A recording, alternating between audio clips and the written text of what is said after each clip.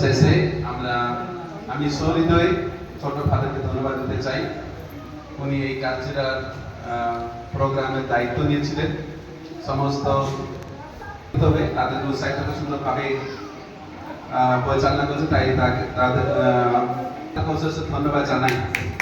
এবং সমস্ত ব্যক্তিরা যারা নাটক করেছে, নাচ করেছে, গান করেছে, ব্যক্তিদেরকেও আমি সহৃদয় পারিশ পক্ষ থেকে তাদেরকেও ধন্যবাদ জানাই।